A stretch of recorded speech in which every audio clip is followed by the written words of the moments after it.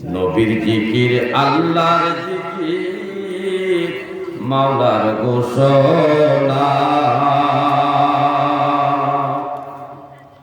করিলে তাহার জিকির জরে যায় গুনাহ। নবীর জিকির আল্লাহর জিকির মাওলার ঘোষণা করিলে তাহার জিকির জরে যায় গুনাহ। দয়া নজর করে দয়াল, দয়া নজর করে দয়াল, হায়াতে দাও নবীর দিন বিদায় হইব যখন সঙ্গী। আহলে বাইতের উসিলাতে, আহলে বাইতের উসিলাতে বাসাও রাব্বুল আলামিন বিদায় হইব যখন সঙ্গী। বিদায় হইব যখন সঙ্গী।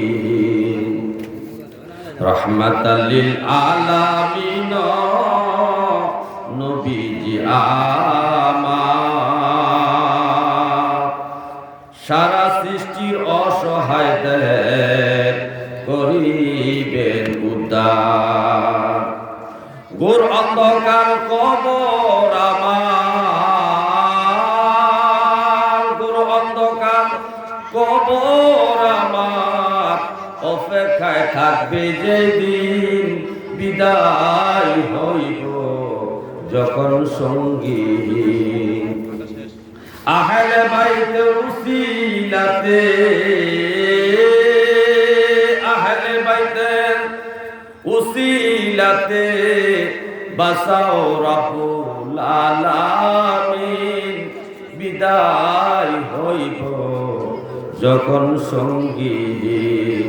বিদায় হইব যখন সঙ্গী। আহলে বাইতের নৌকায় যেজন হইবে সওয়ার, কবর হাসরের বিপদ পাইবে নাহি আর। আহলে বাইতের নৌকায় যেজন হইবে সওয়ার, কবর হাসরের বিপদ পাইবে নাহি আর। স্বয়ং আল্লাহ করবেন দয়া, স্বয়ং আল্লাহ করবেন দয়া, নবীজি হবে জামিন বিদায় হইব যখন সঙ্গী। বিদায় হইব যখন সঙ্গী। আহলে বাইতের উসিলাতে, আহলে বাইতের উসিলাতে বাসাও রাব্বুল আলামিন বিদায় হইব যখন সঙ্গী। সবাই বলেন আলহামদুলিল্লাহ। হে আমার ভাইও, আমি যে আয়াতে কারিমা তেলাওয়াত করেছি যত সময় সংকীর্ণ সংক্ষেপভাবে আলোচনা করার জন্য চেষ্টা করব। একটু মনোযোগ দিতে হবে, গুরুত্বপূর্ণ একটা বিষয় আলোচনা চলবে। আল্লাহ তাআলার সৃষ্টি জগতের মধ্যে এই আদম সন্তানদের মধ্যে দুইটা দল। একটা দল হলো মুসলমান, আর একটা হলো অমুসলিমের দল। একটা হলো দিনদারি, আর একটা হলো বদদিনদারি, বেদিন সম্প্রদায় একটা দল। এই মুসলমান সম্প্রদায় মুহাম্মদ রাসূলুল্লাহ সাল্লাল্লাহু আলাইহি ওয়াসাল্লামের কালেমা তেলাওয়াত করে মুসলমান হয়েছে, ঈমানদার হয়েছে। এই মুসলমান এবং কাফের সম্প্রদায়ের মাঝামাঝি একটা সম্প্রদায় সৃষ্টি হয়েছে। সৃষ্টির শুরু থেকে এই মাঝামাঝি একটা সম্প্রদায় ছিল, কিয়ামত পর্যন্ত এই সম্প্রদায় থাকবে। এই সম্প্রদায়ের নাম হলো মুনাফিক। তবে মজার বিষয় হলো কোন কাফের, ইহুদি, নাসারা, হিন্দু, বৌদ্ধ, খ্রিস্টান থেকে মুনাফিক সৃষ্টি হয় না। মুনাফিক সম্প্রদায় হবে শুধু মুসলমান জাতি থেকে। যে মুসলমান জাতি নবীর কালমা পড়ে আল্লাহ পাকের উপর ঈমান এনে, নবীর উপর ঈমান এনে যারা মুসলমান হয়েছে, ওই মুসলমান জাতি থেকে একটা সম্প্রদায় সৃষ্টি হবে যাদেরকে মুনাফিক সম্প্রদায় বলা হয়। এই মুনাফিক সম্প্রদায় ইসলামের সবচেয়ে বেশি ক্ষতি করেছে। কিতাবে উল্লেখ করা হয়েছে ইহুদি, নাসারা, হিন্দু, বৌদ্ধ, খ্রিস্টান, মুসলমানের শত্রু যারা ছিলেন তারা ইসলামের তত ক্ষতি করতে পারে নাই, মুনাফিক সম্প্রদায় ইসলামের যত ক্ষতি করেছে। হে আমার ভাই, গভীর মনোযোগ। নবীজি বলেছেন এই মুনাফিক জাতির আলামত হইল তিনটা। এই মুনাফিক যারা চিহ্নিত হবেন তাদের মধ্যে প্রধান তিনটা লক্ষণ পাওয়া যাবে। এই জন্য বিভিন্ন জায়গায় লেখা হয়, দেখবেন মুনাফিকের লক্ষণ তিনটা। তিনটা প্রধান লক্ষণ হলো, পাশাপাশি আরো অনেক লক্ষণ আছে, তবে প্রধান লক্ষণ হলো তিনটা। নবীজি বলেন আয়াতুল মুনাফিকি সালাসা। হে আমার উম্মত শুনো, মুনাফিকের তিনটা লক্ষণ মনে রাখবে।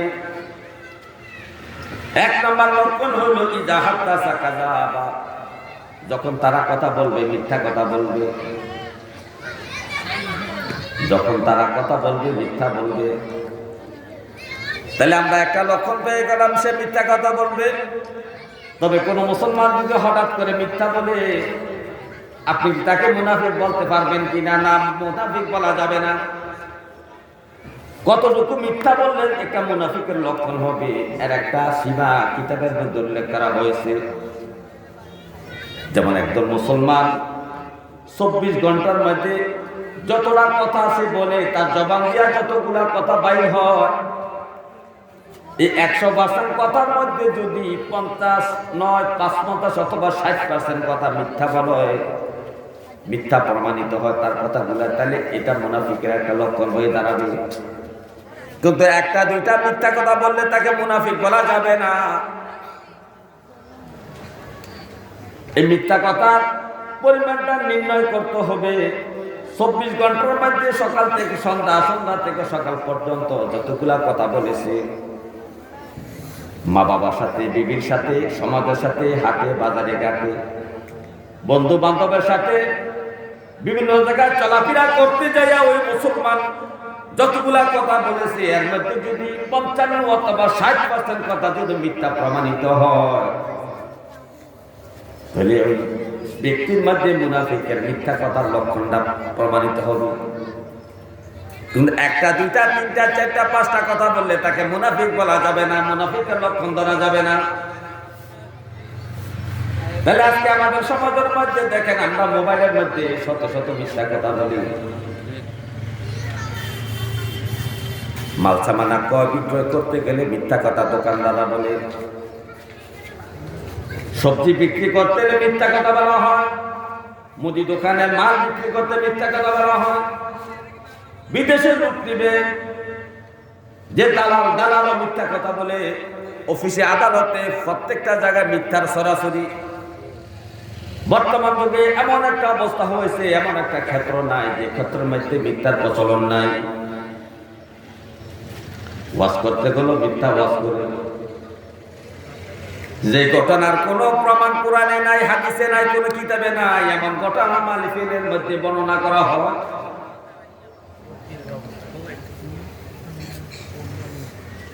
এমন ঘটনা বক্তা সুন্দর করে ইনিয়ে বিনে আল্লাহ তাআলা কণ্ঠ দিয়েছে, তাকে গলা দিয়েছে মানুষকে ধোঁকা দেওয়ার জন্য। নিজে নিজে গল্প বানাইয়া শ্রোতাদেরকে শোনায় মিথ্যা গল্প। তাহলে মাহফিলের মধ্যেও মিথ্যা গল্প দ্বারা শ্রোতার মন আকর্ষণ করা হয়। আর সর্ব জায়গায় শুধু মিথ্যার সরাসরি চলতেছে।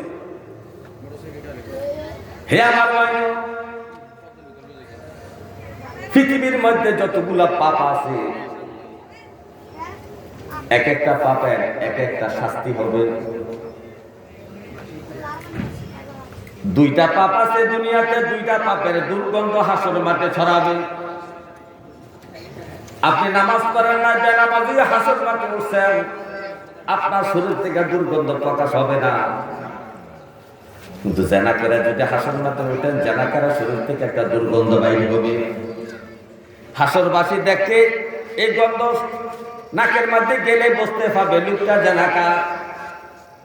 আরেকটা পাপ হলো মিথ্যা কথা বলা। যে কোনো ব্যক্তি যদি মিথ্যা কথা বলে, তার জবান থেকে, তার মুখ থেকে দুর্গন্ধ বাইর হবে হাসরের মাঠে।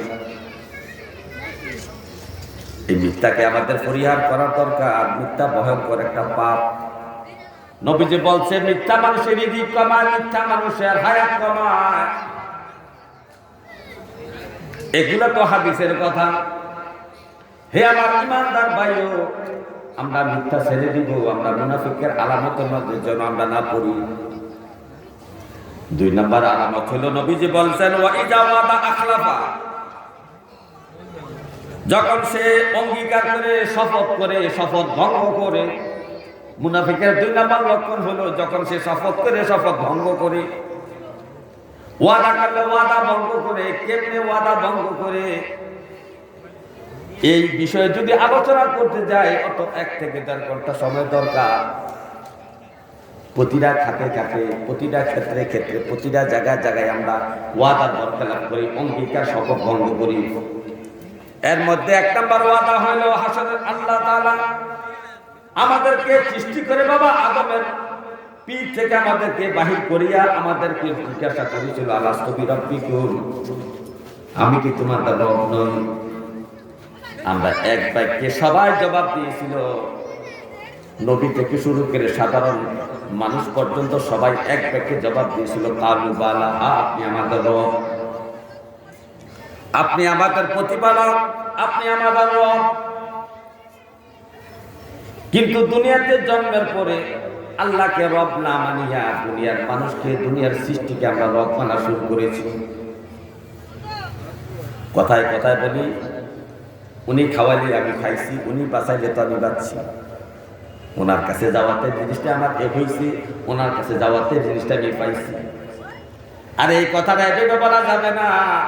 তোমার রব হইল আল্লাহ, তোমাকে খাওয়ায় আল্লাহ, তোমাকে ধনী বানায় আল্লাহ, গরিব বানায় আল্লাহ, তোমাকে ইজ্জত দেয় আল্লাহ। সর্বক্ষেত্রে, সর্বক্ষেত্রে, সর্বসময় তোমার যত জীবনের কার্যকলাপ আছে সবগুলো আল্লাহর ক্ষমতায় তুমি করতেছ।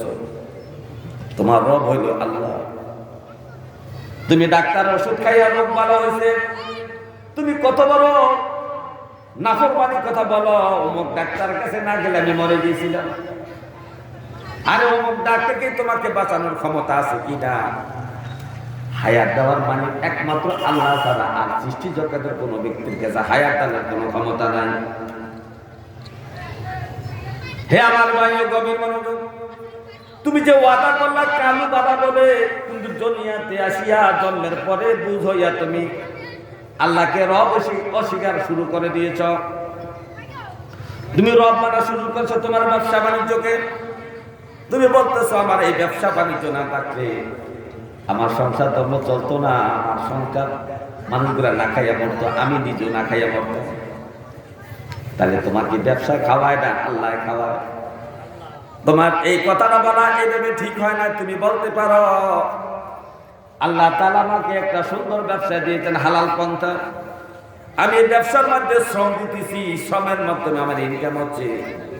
আল্লাহ তাআলা দয়াতে আমি ইনকামের দ্বারা আমি ভালো চলতেছি। কথাটা সুন্দর করে বলতে পারো, কিন্তু তুমি এভাবে না বলো। তুমি বলো ব্যবসা তোমাকে বাঁচাইছে, ব্যবসা না থাকলে তুমি না খাইয়া মরতা, তুমি মইরা যাইতা। হে আমার ভাই, এরপরে ওয়াদা হলো অনেক প্রকারের বিষয় আমরা ওয়াদা করি, তবে শেষ পর্যায়ে একটা প্রসঙ্গে কথা বলে যাই। আমরা পীর সাহেবের কাছে বায়াত হতে গেলে আমরা ওয়াদা করি। আমাদের হুজুর কাবলা, আমাদের পীর সাহেব হুজুররা আমাদেরকে বায়াতের সময় ওয়াদা করায়, আমি ওয়াদা করতেছি চুরি করব না, জেনা করব না, মিথ্যা কথা বলবো না, সত্য কথা সর্বদাই বলবো, 5 ওয়াক্ত নামাজ আমি পড়ব, রমজান মাসে রোজা রাখবো, উপযুক্ত হজ যাকাত আদায় করব, পর্দা বসিরা করব, হালাল কামাই করব, হারাম থেকে বাঁচিয়ে থাকবো, সুদ খাবো না, ঘুষ খাবো না। এই কথা আমরা হিসাবের মাধ্যমে বায়াত হই কিনা বলেন, ওয়াদা করি কিনা বলেন? এই যে আপনি হিসাবের হাতের মধ্যে হাত রাখিয়া ওয়াদা করলেন, এই ওয়াদা কিন্তু আপনি রক্ষা করেন নাই। মুড়ি খাওয়ার পর আপনি 5 ওয়াক্ত নামাজ পড়েন না। আপনি উপযুক্ত হয়েছেন জাকাত দেওয়ার, কিন্তু আপনি জাকাত দেন না। রমজান মাসে এনে কিছু ভোট মুড়ি দিয়া জাকাতের নামে ধোঁকাবাজি করেন। আপনি উপযুক্ত হয়েছেন হজ করা, আপনি